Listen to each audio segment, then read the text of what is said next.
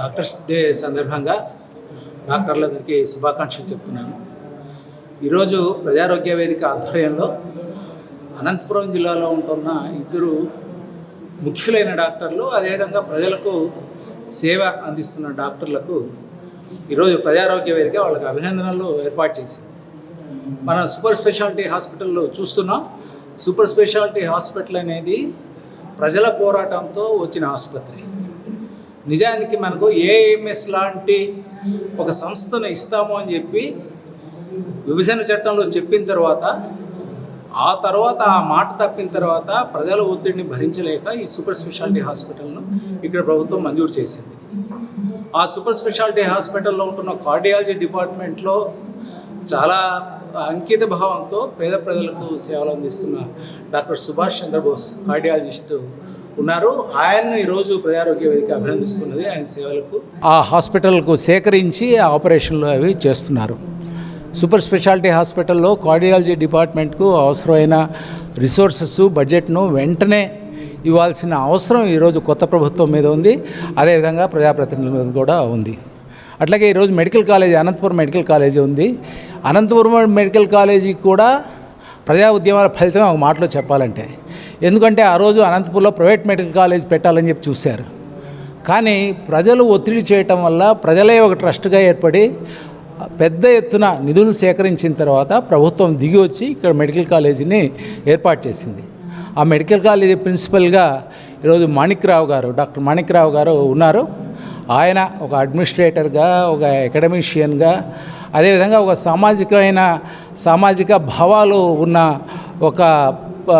ఒక డాక్టర్గా ఈరోజు మెడికల్ కాలేజీలో సేవలు అందిస్తున్నారు. వారిద్దరికీ కూడా ఈరోజు డాక్టర్స్ డే సందర్భంగా ప్రజారోగ్య వేదిక అభినందనలు తెలియజేస్తూ ఉంది. ఆ సమావేశం ఈరోజు ఏర్పాటు చేశాం. అయితే డాక్టర్స్ డే సందర్భంగా ప్రభుత్వం గమనించాల్సిన విషయాలు కొన్ని ఉన్నాయి. ఒకటేంటంటే ఈరోజు డాక్టర్లు చాలా పెద్ద ఒత్తిడిలో పనిచేస్తున్నారు. ఒకవైపు నియమ నిబంధనల పేరుతో తీవ్రమైన ఒత్తిడి వాళ్ళ మీద ఉంది. అదేవిధంగానే మెడికల్ కాలేజీల్లో ప్రభుత్వ ఆసుపత్రులకు అవసరమైన ఫండ్స్ ఈరోజు లేని పరిస్థితి ఒకటి చూస్తున్నాం. ఉదాహరణకు 500 బెడ్స్ అఫిషియల్గా ఉన్న మన జనరల్ హాస్పిటల్లో ఈరోజు 1500, 2000 మంది పేషెంట్స్ను వాళ్ళు ఇన్పేషెంట్స్గా చూడాల్సిన పరిస్థితి ఉంది. కాబట్టి ఈ రకమైన ఒత్తిడి, డాక్టర్ల మీద ఒత్తిడి ఏదైతే ఉందో ఆ ఒత్తిడిని తగ్గించేట్టుగా ప్రభుత్వ పాలసీలు ఉండాలి. అదేవిధంగానే హక్కులు, ప్రజలకు ఆరోగ్య హక్కులు ఉన్నాయి.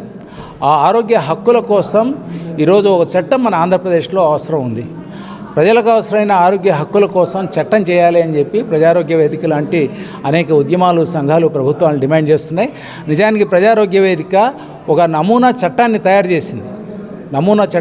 చేసి ఈ చట్టాన్ని ప్రభుత్వమే ప్రవేశపెట్టాలి అని చెప్పి డిమాండ్ చేస్తూ ఉంది. కాబట్టి ప్రజల హక్కుల కోసం ప్రజారోగ్య వేదిక చేస్తున్న ఈ కార్యక్రమాలకు అందరూ కూడా వారు ఆదరించాలి అని చెప్పి నేను విజ్ఞప్తి చేస్తున్నాను. పత్రికల వాళ్ళకి నా సమస్మాంజలి. ప్రజా ఆరోగ్య వేదిక జిల్లా సెక్రటరీగా ఈ రోజున ప్రజా ఆరోగ్య వేదిక అనేక కార్యక్రమాలను చేపట్టింది. పేద ప్రజలకు వైద్యం అందుబాటులో లేని కారణంగా ప్రజెంట్ ఉన్నటువంటి గవర్నమెంట్ హాస్పిటల్లో స్ట్రెంథెన్ చేయాలి ప్రభుత్వం అనేది ప్రజా ఆరోగ్య వేదిక ముఖ్య లక్షణం. దీంట్లో భాగంగానే ఈ రోజున ఇందాక ఏదైతే మాజీ ఎమ్మెల్సీ గారు చెప్పారో ఇది 550 బెడెడ్ హాస్పిటల్గా పెంచి ఇంకా పాత బడ్జెట్నే ఈ గవర్నమెంట్ హాస్పిటల్కి ప్రభుత్వం ఇస్తూ ఉంది. ఈ బడ్జెట్లోనే సూపర్ స్పెషాలిటీ హాస్పిటల్కి మళ్ళీ ఫండ్ పోతుంది.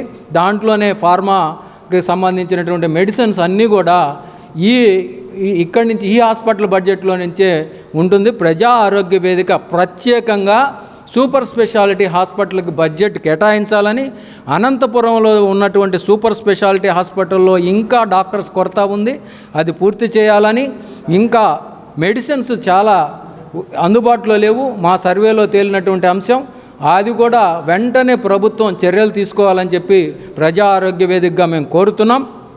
అంతేకాదు ఎవరైతే ప్రజా డాక్టర్స్, ప్రజల కోసం పనిచేసేటువంటి డాక్టర్స్ని గత 5-6 సంవత్సరాలుగా ప్రజా ఆరోగ్య వేదిక ఐడెంటిఫై చేసి వాళ్ళకి డాక్టర్స్ డే సందర్భంగా సన్మాన కార్యక్రమాన్ని నిర్వహిస్తున్నాం. ఈ కార్యక్రమంలో మాకు ఎవరైతే ప్రజల కోసం పనిచేసేటువంటి డాక్టర్స్ ఉన్నారో వాళ్ళ కోసం ఈ ప్రజా ఆరోగ్య వేదిక పనిచేస్తుంది.